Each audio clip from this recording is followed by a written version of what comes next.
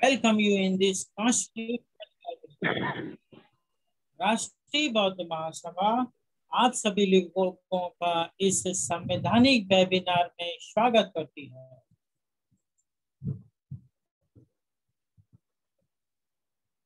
यह मेरा डिक्लेरेशन है देश के समस्त नागरिकों के लिए। निश्चित रूप से जो है देश के समस्त नागरिकों के संज्ञान में यह डिक्लेरेशन जो है आना चाहिए। यह कि मैं भारत के संविधान में पूर्ण आस्था विश्वास रखता हूँ। यह कि मेरा उद्देश्य किसी भी राजनीतिक दल की विचारधारा का समर्थन या विरोध करना नहीं है।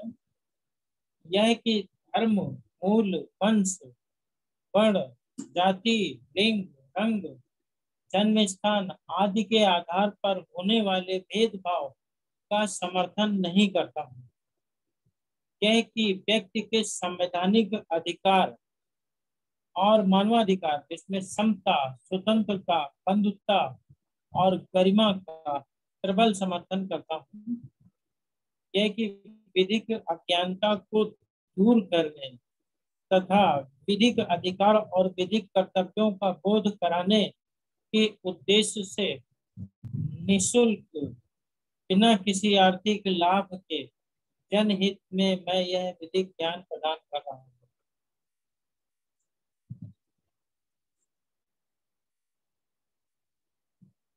राष्ट्रीय बौद्ध महासभा के तत्वाधान में आयोजित इस संवैधानिक वेबिनार की अध्यक्षता कर रहे माननीय एडवोकेट तजिंदर कुमार वर्धन जी, राष्ट्रीय सचिव प्रभारी जम्मू कश्मीर, पंजाब, चंडीगढ़, हरियाणा। संचालनकर्ता माननीय BL कदम जी, राष्ट्रीय कार्यकारिणी सदस्य राष्ट्रीय बौद्ध महासभा, और राष्ट्रीय बौद्ध महासभा के संस्थापक माननीय धर्म प्रकाश भारती जी, राष्ट्रीय बौद्ध महासभा के कार्यवाहक अध्यक्ष माननीय बादल सिंह बौद्ध जी, राष्ट्रीय एवं प्रांतीय स्तर के पदाधिकारीगण, जिले स्तर के पदाधिकारीगण एवं समस्त देश के नागरिक, उपासक एवं उपासिकाओं,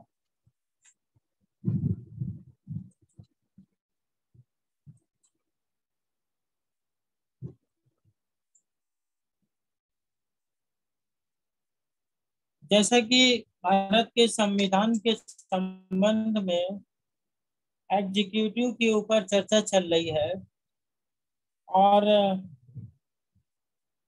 उपराष्ट्रपति के संबंध में जो है आर्टिकल 63 से 67 तक जो अभी बताया जाना है,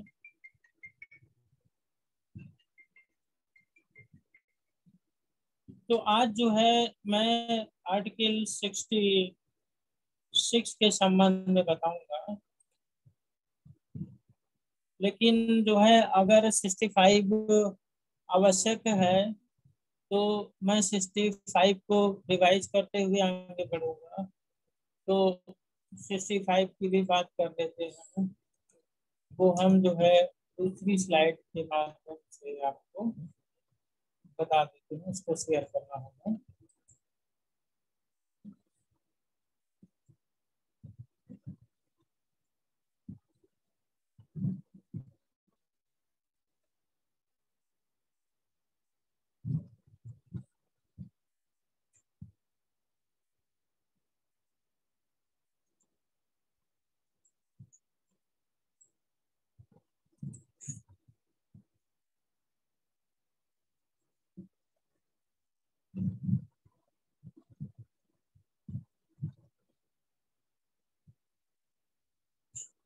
तो 65 और 66,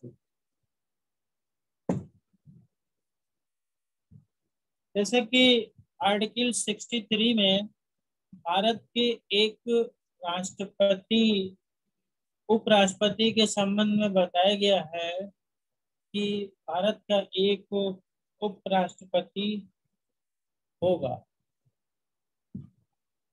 तो उपराष्ट्रपति जो है वहाँ एक कॉन्स्टिट्यूशनल पोस्ट को क्रिएट किया गया है 63 के अंदर। और जो राष्ट्रपति हैं अचानक अगर जो है उनका पद रिक्त हो जाता है तो उस पद पर जो है राष्ट्रपति किस तरीके से किन अवस्थाओं में कार्य करेंगे, ये आर्टिकल 65 में बताया गया।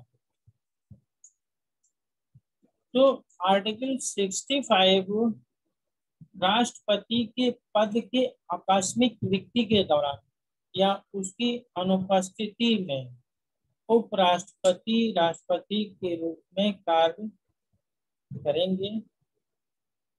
आपको ऐसी कौन कौन सी अवस्थाएं जो है निर्मित हो सकती हैं जिनके बाद जो है उपराष्ट्रपति को राष्ट्रपति के रूप में कार्य करने का अवसर प्राप्त होता है, तो वह है आर्टिकल 65 में एक्सप्लेन की गई।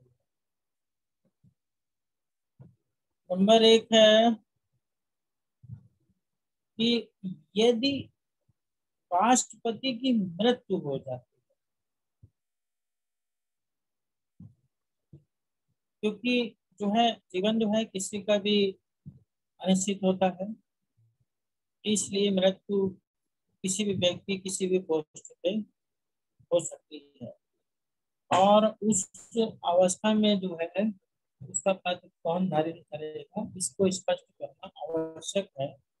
तो इसलिए लिखा हुआ है कि राष्ट्रपति की मृत्यु, पद त्याग या पद से हटाए जाने या अन्य कारण से उस पद में हुई रिक्ति की दशा में उपराष्ट्रपति उस तारीख तक राष्ट्रपति के रूप में कार्य करेंगे जिस तारीख को ऐसी रिक्ति को भरने के लिए इस अध्याय के उपबंधों के अनुसार निर्वाचित नया राष्ट्रपति अपना पद ग्रहण नहीं कर लेता।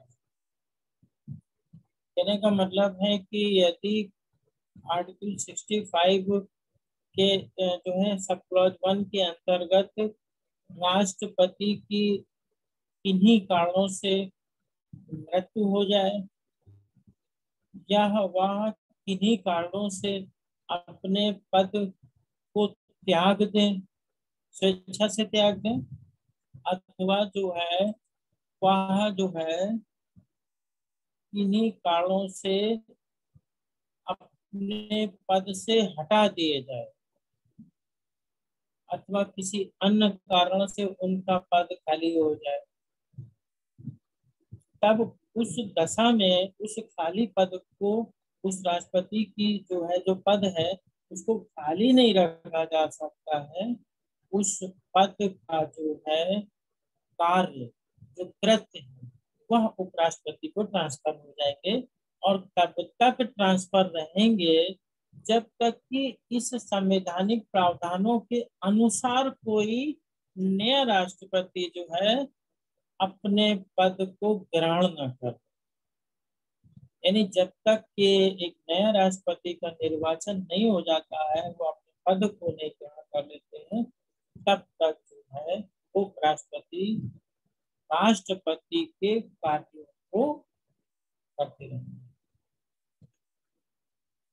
दूसरा पॉइंट है इसमें कि जब राष्ट्रपति अनुपस्थित हो, राष्ट्रपति है नहीं या कोई बीमारी है इसकी वजह से जो है या किसी अन्य कारण से अपने कृत्यों का निर्वहन करने में असमर्थ, यानी जो है यहाँ पर वहां पर जो स्थितियां थी वो मृत्यु थी, पद त्याग था और पद से हटाया जाना था, अन्य कारण थे। यहाँ पॉइंट नंबर 2 के अंदर ये बताया गया कि जब राष्ट्रपति अनुपस्थित, नॉट प्रेजेंट।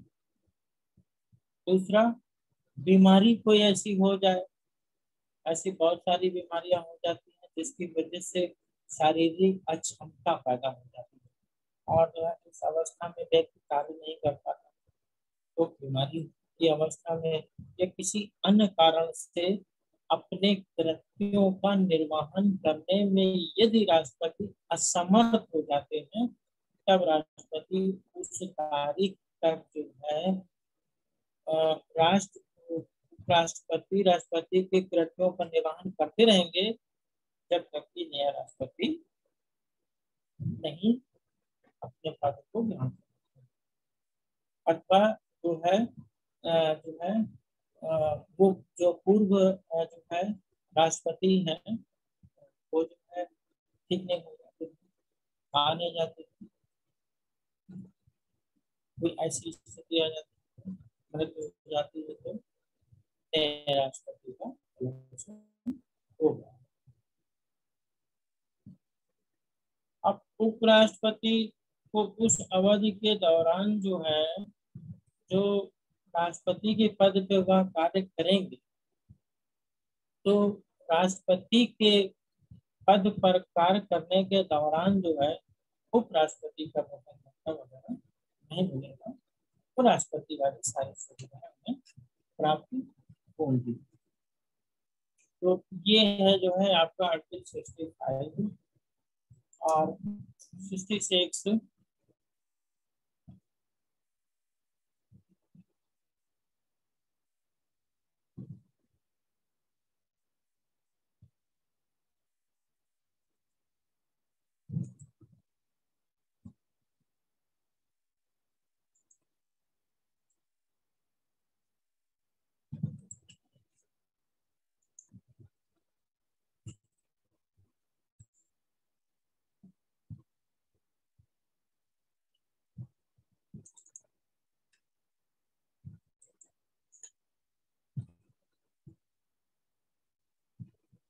ये वाइस प्रेसिडेंट ऑफ इंडिया के जो है जो हमारे उपराष्ट्रपति रहे हैं उनकी तस्वीरें हैं। वर्तमान समय में जो है वेंकैया नायडू जो है उपराष्ट्रपति और जो है आर्टिकल 63 के अंतर्गत वाइस प्रेसिडेंट का पद प्राप्त हुआ। 66 की बात करें तो 66 के अंतर्गत उपराष्ट्रपति के चुनाव की विधि बताई कि आखिर उपराष्ट्रपति का चुनाव होगा कैसे, क्योंकि जो डेमोक्रेसी है, लोकतंत्र है, लोकतंत्र में सत्ता जो है जनता के बीच से निकल के आती है। तो राष्ट्रपति का चुनाव, फिर उपराष्ट्रपति का चुनाव, तो जो सत्ता है वह चुनाव के द्वारा ही होती है। अब चुनाव कैसे होगा, उपराष्ट्रपति को कौन लोग चुनेंगे, क्या डायरेक्ट जनता चुनेगी या कोई और तरीका है उपराष्ट्रपति को चुनने का? तो उपराष्ट्रपति को चुनने का जो तरीका है वह यह है कि जो है उपराष्ट्रपति का निर्वाचन संसद के दोनों सदनों के सदस्यों वाले निर्वाचक मंडल के सदस्यों द्वारा अनुपातिक प्रतिनिधित्व प्रणाली के अनुसार एकल संक्रमणी मत के माध्यम से किया जाएगा और ऐसे चुनाव में मतदान गुप्त रूप से किया जाएगा।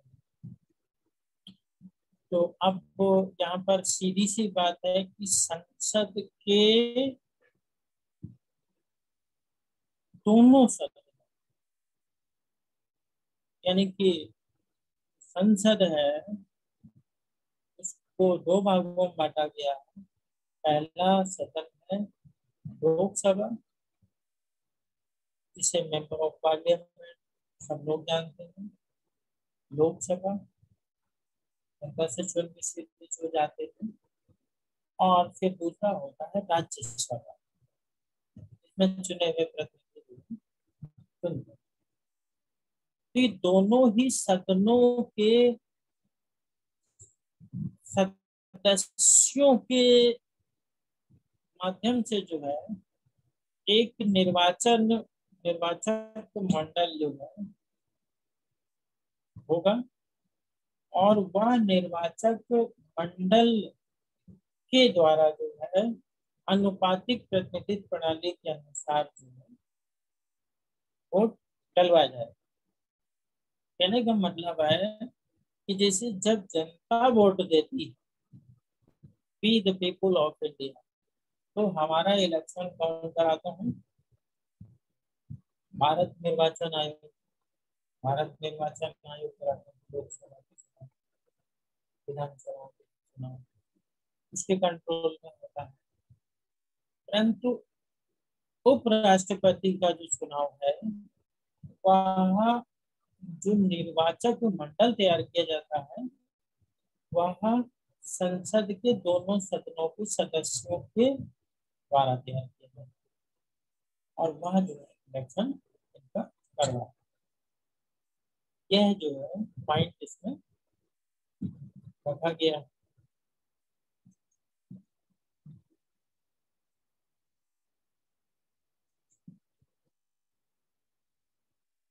अब जो है यहाँ पर जो है एक बात ये खड़ी होती है कि जो राष्ट्रपति का चुनाव है, उसमें संसद के दोनों सदनों के सदस्य शामिल होते हैं, और जो राज्यों की विधानसभाएं हैं उनके भी सदस्य शामिल होते हैं। तो राष्ट्रपति के चुनाव में संसद और विधानसभा दोनों के सदस्यों के द्वारा जो है वोट डाला जाता है। और उपराष्ट्रपति के चुनाव में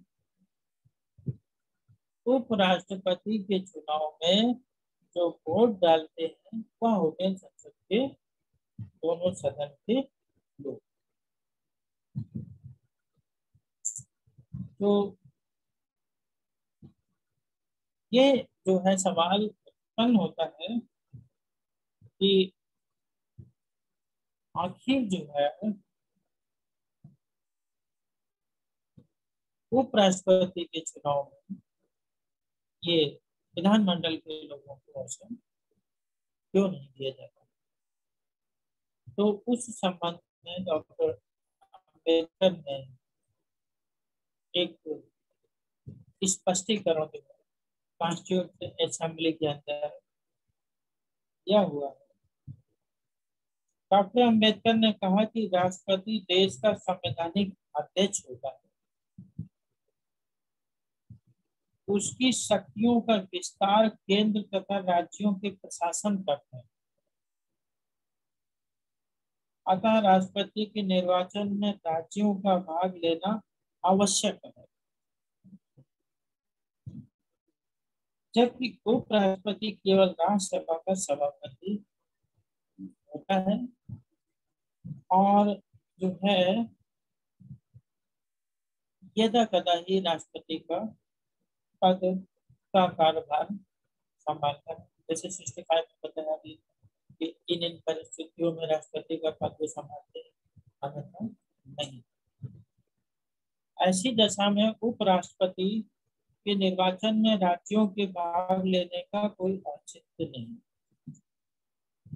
क्योंकि ये सवाल जो है कॉन्स्टिट्यूंट असेंबली में आ रहा था। तो उसका जवाब ये दिया गया कि डॉक्टर अम्बेडकर ने कि आखिर प्रेसिडेंट के इलेक्शन में पार्लियामेंट और विधानमंडल के सदस्यों के द्वारा वोट डाले जाते हैं, परंतु उपराष्ट्रपति में संसद के सदस्य ही वोट डालते हैं। तो ऐसा क्यों? दोनों को क्यों नहीं? दोनों को वोट देने का होना चाहिए। तो इसको स्पष्ट किया था डॉक्टर।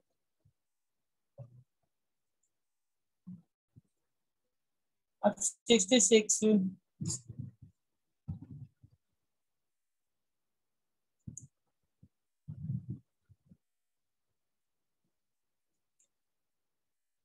उपराष्ट्रपति संसद के किसी सदन का या किसी राज्य के विधानमंडल के सदन का सदस्य नहीं होगा। यानी आर्टिकल 66(2) के अंदर कुछ शर्तें रखी गई, कुछ शर्तें रखी गई हैं। पहली शर्त ये है कि जो भी उपराष्ट्रपति के पद के लिए उम्मीदवार होगा, वह उम्मीदवार संसद के किसी सदन का या राज्य के विधानमंडल के किसी सदन का सदस्य नहीं होगा। इस शर्त रखी गई, यानी कि ना लोकसभा का मेंबर होना चाहिए वह, और न राज्यसभा का सदस्य होना चाहिए, न किसी वह विधानसभा के अंदर जो है एमएलए होना चाहिए, न वह विधान परिषद में एमएलसी होना चाहिए। ये पहली जो है कंडीशन रखी गई है। ये साफ साफ बताया गया है कि उपराष्ट्रपति संसद के किसी सदन का, किसी राज्य के विधानमंडल के किसी सदन का सदस्य नहीं होगा। ये पहली कंडीशन। अब उसी के आगे एक पॉइंट और रखा गया कि और यदि संसद के किसी सदन या किसी राज्य के विधानमंडल के किसी सदन का कोई सदस्य उपराष्ट्रपति चुना जाता है, तो यह समझा जाएगा कि उसने उस सदन में अपना स्थान उस तारीख को खाली कर दिया जिस दिन वह राष्ट्रपति के रूप में अपना पद ग्रहण करता है। तो पहली कंडीशन तो ये लगाता है आर्टिकल 66(2) कि उम्मीदवार जो भी उपराष्ट्रपति के पद पर होगा उसे संसद के किसी भी सदन का सदस्य नहीं होना चाहिए, विधानमंडल के किसी भी सदन का सदस्य नहीं होना चाहिए। परंतु यदि दूसरा पॉइंट है उसी में कि परंतु यदि कोई जो है संसद का सदस्य या विधान मंडल का सदस्य उपराष्ट्रपति चुना जाता है, तो जैसे ही वह उपराष्ट्रपति चुना जाता है और पद ग्रहण करता है, उसी तारीख से जिस सदन का वह सदस्य, हाँ, वह पद रिक्त हो जाएगा, रिक्त समझा जाएगा। या किसी विधानमंडल का सदस्य था तो वहां पर वो सीट खाली हो जाएगी, वैकेंट हो जाएगी। जैसे जो है किसी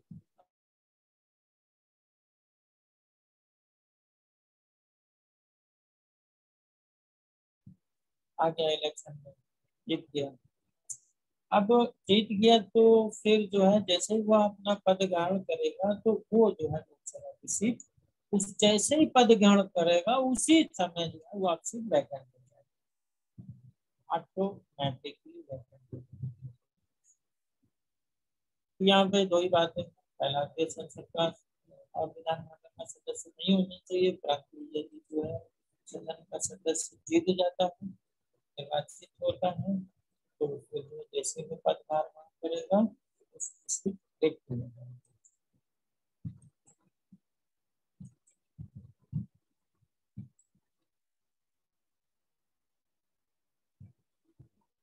66(3) में कुछ कंडीशंस है।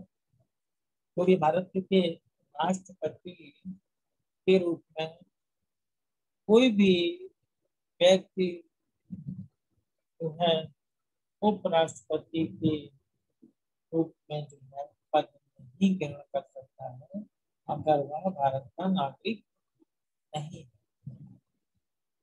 उसने 35 वर्ष की आयु पूर्ण नहीं की है, और जो राज्यसभा के लिए चुनाव लड़ने के लिए योग्यता निर्धारित की गई है, अगर वह उस योग्यता को निर्धारित नहीं करता तो फिर जो है वह राष्ट्रपति का चुनाव नहीं कर सकता, पात्र वह नहीं होगा। ये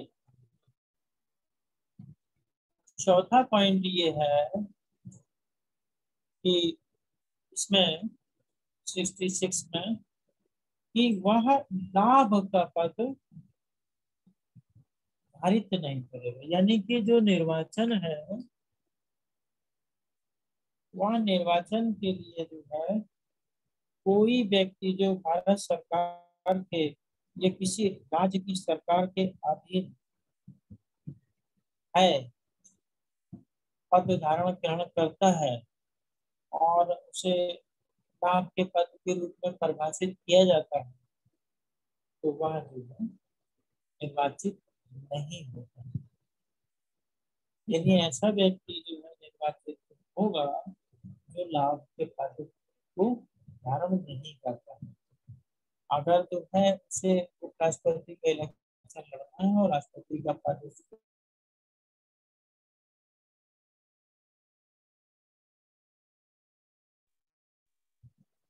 परंतु जो है एक बात ये कही गई है स्पष्टीकरण में कि इस अनुच्छेद के प्रयोजन के लिए कोई व्यक्ति केवल इस कारण कोई लाभ का पद धारण करने वाला नहीं समझा जाएगा कि वह संघ का राष्ट्रपति या उपराष्ट्रपति या किसी राज्य का राज्यपाल अथवा संघ का,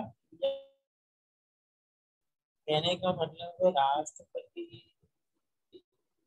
राज्य के राज्यपाल और संघ के मंत्री को जो है अपवादित दशाओं में रखा गया है, इन्हें लाभ।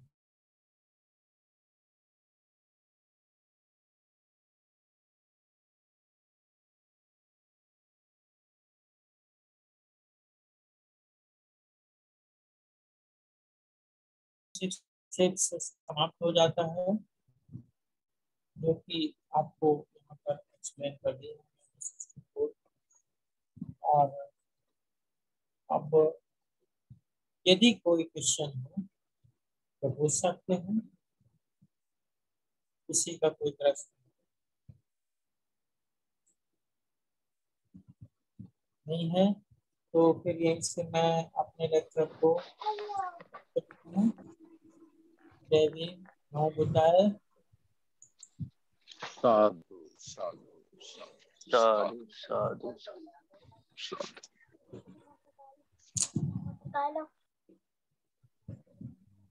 जैसा कि अभी आपने जो है 65 और 66 के संबंध में आपने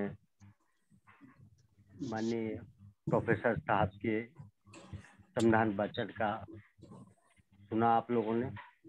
अब मैं इसी कड़ी को आगे बढ़ाते हुए मैं माननीय अध्यक्ष जी से अनुरोध करता हूं कि वो आए और अपना अध्यक्षीय उद्बोधन प्रस्तुत करें।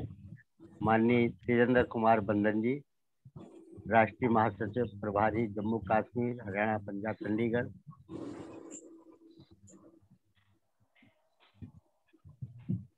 एडवोकेट तेजेंद्र कुमार बंदन जी।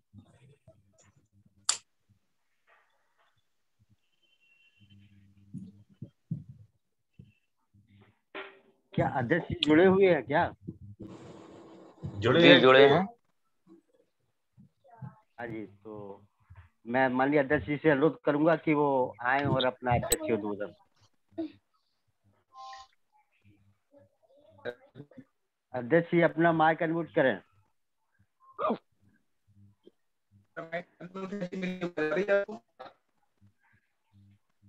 नेटवर्क प्रॉब्लम क्लियर नहीं है सर आपका। हाँ, नेटवर्क ठीक नहीं है, आवाज साफ नहीं आ पा रही।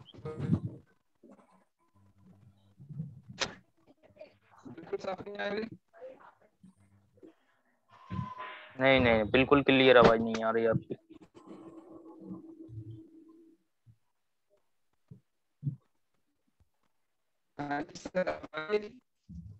नहीं आ पा रही, आवाज नहीं आ रही।